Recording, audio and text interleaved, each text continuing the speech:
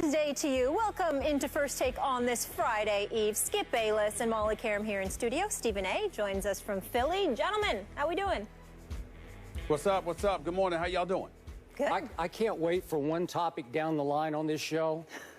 Porzingis is becoming the savior, the new superstar of the New York Knicks, and I can't wait to hear you bloviate about it.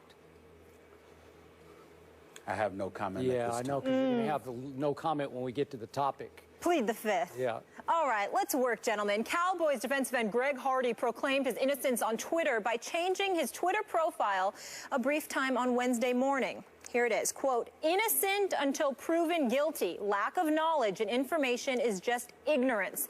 The unjust treatment of different categories of people is discrimination." He wrote this in the account's bio. Now he's changed his bio and name again on Twitter. The change Hardy made on his bio was addressed by Jason Garrett yesterday. Here's Garrett on the Hardy situation.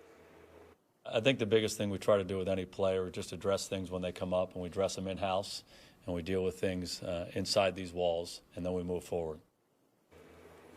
Skip, what should Jerry Jones do?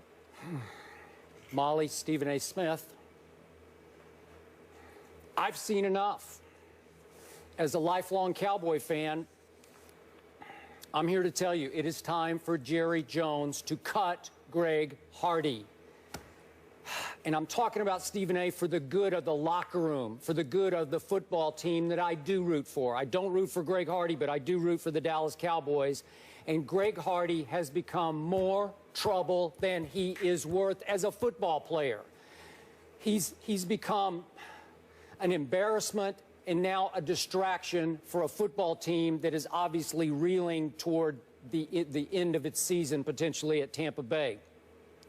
Yet I want to point out again, as I have to you, Stephen A., from the start, as a Cowboy fan, I said from the very beginning no to Greg Hardy. Did not want him on my team from the start.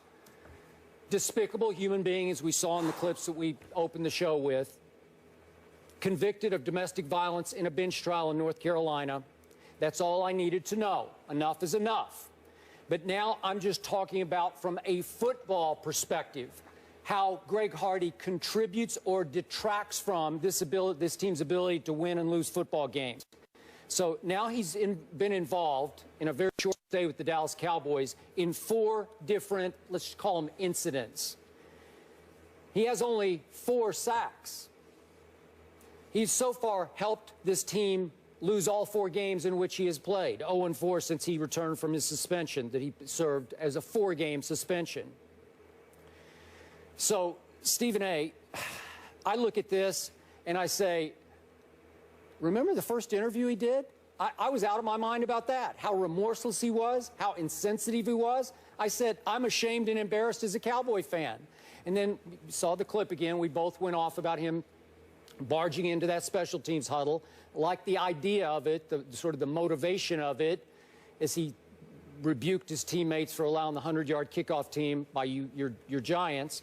But then he knocks the clipboard out of the coach's hands, and it's another embarrassing incident. Then he goes on Twitter last weekend with a non-apology apology that was just insulting to everybody's intelligence, that he regrets what happens in North Carolina, what happened in North Carolina. And he dug his PR hole even deeper. Now, as Molly read, to this. I guess he's proclaiming his innocence now on Twitter. They took it down, but nobody in this team can control Greg Hardy. Clearly, he's out of control, in need of more anger management. We saw from the sideline huddle, the special teams huddle. And obviously, Jason Garrett can't control him. Jason Garrett's just a Stepford coach to me, who robotically continues to say, we have dealt with this internally. Baloney. We know who runs the operation. Jerry Jones does. Do I think that Jerry Jones is loving the attention that Greg Hardy generates for a team that doesn't deserve any now, as it's plummeted to 2-6? Maybe he does. We know Showman Jerry, Barnum and Bailey Jerry, loves the attention sometimes more than winning. But in this case, for the sake of his football team, maybe galvanizing this football team, this locker room, reuniting a football team that can't be united with this distraction, this disgrace in the middle of its locker room as a quote-unquote leader of the team, according to Jerry and Jason Garrett. it's time to cut bait with Greg Hardy. Your thoughts? Well, my thoughts are, I agree with you. I said last week that they needed to cut him immediately in the aftermath of seeing those photos. There are a lot of people who lament the fact that it shouldn't take us seeing photos to draw that conclusion. They are absolutely right. It shouldn't take seeing those photos, seeing Nicole Holder's allegations completely validated in the minds of most people with common sense in this world. Greg Hardy looks like a complete villain. He looks vicious, and clearly what was exacted against Nicole Holder is not to be disputed based on photos that we have seen. It's just that simple. And in the aftermath of all of that, when you see those photos and you imagine what this girl went through at that particular moment in time, the horrific situation that it was, you know, how terrifying it must have been for her, you can't do anything but help have a level of sympathy and empathy to the extreme for her. And as a result of that, you look at Greg Hardy and you think he's a monster. You think that he's somebody that's completely out of control. And it's just that simple. So if you're the Dallas Cowboys, you have to make that decision, not because of your football team, but on behalf of all women out there who have been abused, who have suffered from abuse, particularly when you're Jerry Jones and your daughter has worked vehemently in support of those who have been domestically abused. To sit there and to have Greg Hardy on your team, one would argue, is an insult to the very daughter of Jerry Jones, by Jerry Jones himself. So that's something that he needs to consider, and that's why I think that you have to make the move that you have to make. But let me not sit up here and be a hypocrite. When Greg Hardy was first acquired by the Dallas, when the 10-game suspension was handed down to him by Commissioner Roger Goodell, I was in complete support of him being a member of the Cowboys, simply because I felt it was low risk, high reward. Here's a situation where he certainly can't afford to do anything like that again. He was handed the 10-game suspension, which all of us deemed acceptable. Combined with that 10-game suspension, you were going to have a situation where he was going to be on a check-to-check, week-to-week basis with the Dallas Cowboys, so it was simply low risk. And obviously, we'll talk about it later on in the show, how rooting for a team, for a team doesn't necessarily mean that you're rooting for a player. We'll debate that issue a little bit later, Skip Bayless. But in the grand scheme of things, what he did was reprehensible. But I think we need to focus, we need to reel things in and get down to what this really is all about. Greg Hardy hasn't suffered enough in the eyes of a lot of people. It really comes down to that. Had he been suspended for 10 games, okay, then we would have sat there and said, okay, he's got 10-game suspension. Had he been suspended for the season, had he spent about 6 months in jail, then we wouldn't be saying this. We would consider him a deplorable, reprehensible human being, but we would move on from there. The real problem that everybody's having here is that he missed all but one game of last year, but was still paid $13.1 million. He got suspended 10 games, but then that was reduced to 4 games. He's still in a position to collect a vast chunk of the $11.3 million he has the potential to earn with the Dallas Cowboys by being a member of the Cowboys this season. So we see a guy didn't serve a day in jail, didn't get punished by the legal system, had his record completely expunged last week, still got paid millions last year for not playing, still getting paid millions this year for losing, while, by the way, bringing bad publicity to the very franchise that you're supposed to represent. So when we look at it from that perspective, clearly people are going to have a problem with it, because in our society, what you want is a healthy level of contrition that was earned by having to pay and deal with the ramifications of your actions. We see an individual that hasn't had to deal with any ramifications, so we have a problem with him there. And then he doesn't help the situation because he clearly has a screw loose. He's not himself. And as a result, you hear from the things that he says. You know, when he came out with his first interview, guns blazing, talking about Tom Brady, then his wife, then his wife's sister, then talking about how, you know, going into the huddle and smacking down the coach's clipboard and getting in the face of his teammates. Then after that, sending a tweet out there proclaiming his innocence, when clearly he looks guilty as sin. So when you look at all of these things, Skip Bayless, you might call him a despicable human being. I would say this to you. The only reason I stop short of that in any capacity is because I think this dude has a problem. I mean, I think that what he did to Nicole Holder, what we believe he did to Nicole Holder, I think he'd do it to anybody. This ain't a Ray Rice situation to me where you got Ray Rice and he's getting into an issue with his then fiance, now wife, and what have you. And then he's forced to deal with the ramifications of his action. And after that, well, you know what? Contrition kicks in. And he's so sorry for everything that he's done. And he's trying to make amends for it and rehabilitate himself and his life. I'm looking at a Greg Hardy. I really believe he doesn't realize what he's done. This brother's got a problem. Mm-hmm. I mean, look at Charles Barkley's letter, letter to the masses via the Bleacher Report yesterday rather. I read the entire letter on my radio show. Why? Because Charles Barkley, I didn't agree with everything that he said. Please don't get me wrong. I didn't agree with everything that he says. But I did agree with what he said when he says, this guy needs help. This is a different kind of cat here. Something is wrong with Greg Hardy. Other people they're despicable and they're just trying to get away with stuff, and that's just what they want to do to people.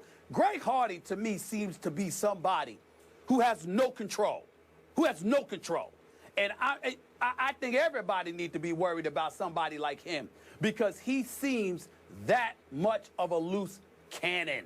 Something is wrong with this dude. If I'm talking about the guy that you see on the sidelines, and you see those photos, you tell me what do you see that's different. You tell me what you see. I don't see deception. I don't see manipulation. I see somebody who appears to need help. Okay, we know all that you talked about in the past. I'm going to restate my position to you.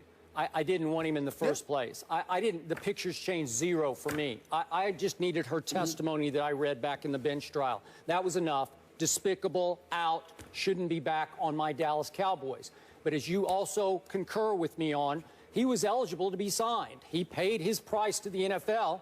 I didn't like the price. But you take issue with the Players Association because they got it reduced from 10 to 4. Well, listen. Well, they did. Of course, I can. Technically, theoretically, I can take issue with the Players Association. Well, you should. Well, you just should. Well, allow me to explain. Allow me to explain. Because this is serious business here. Of course, we take issue with it. But they're a union. And unions have an obligation to protect the members of its union. We don't like it. And I agree with Shannon Sharp. Too many times we put pressure on the leagues. How come we won't amp up the pressure on our justice system? You have a situation where Greg Hardy is able to get off, doesn't serve a day of time. He did. He got off because of what I think is a sort of a quirky North Carolina law, a loophole that allows you to appeal for a jury trial. And then, as we all know, just to restate this for those who don't know, she failed to cooperate when it came time for the jury trial, and the authority said it appears that she has been paid off by Greg Hardy.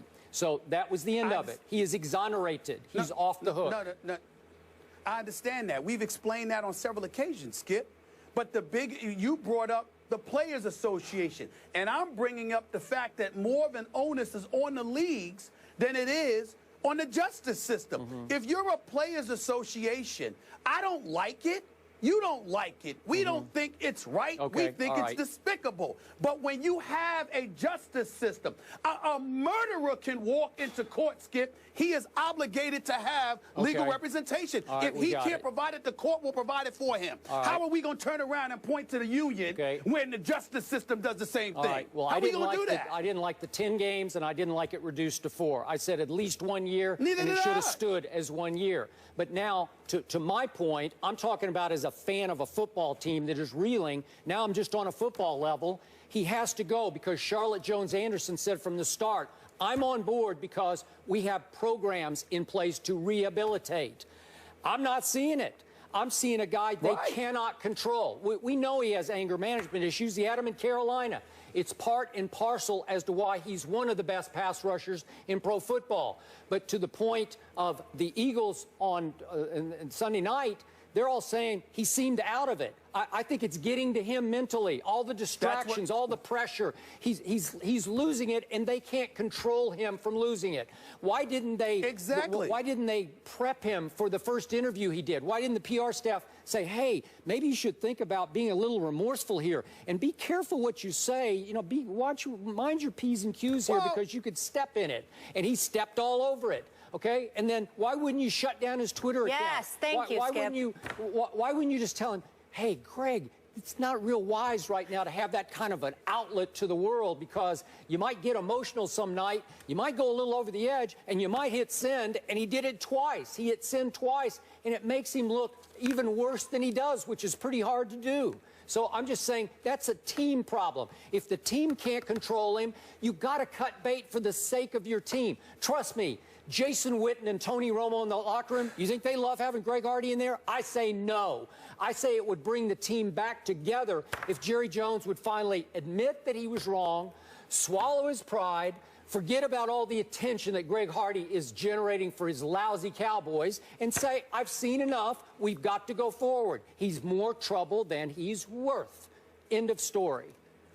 Well, evidently it's not the end of the story, because there's more to go. He needs to go. I said that last week. You said that before he even got there. We agree.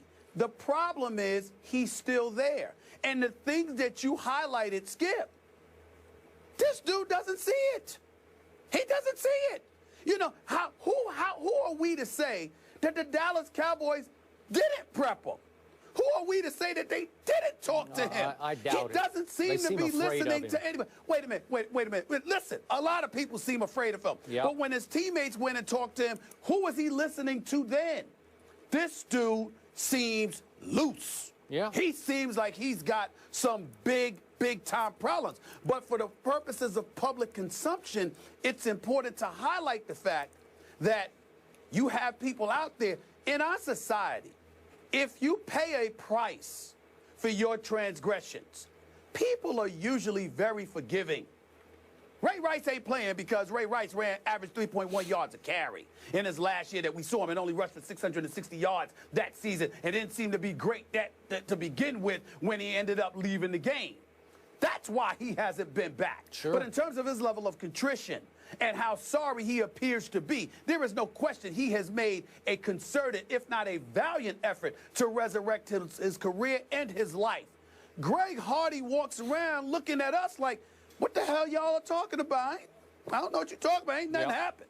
Nothing happened. He will sit there in the aftermath of the photos, Skip, Molly, and literally will look at you. That's what he did on Twitter. Yeah, he's in denial. He's delusional. Innocent. Exactly. So I'm like, what does that tell you? You got to get rid of him, but he's got to pay a price. And in the meantime, he's got to get some help, because he ain't right. I don't know. I'm no psychologist or anything like that. I'm just projecting. I'm just speculating. He's not right. Something wrong with this boy. Something really, really wrong. Agreed. We all agree. He needs to be off the Cowboys, he needs to be off Twitter, and he needs to get help.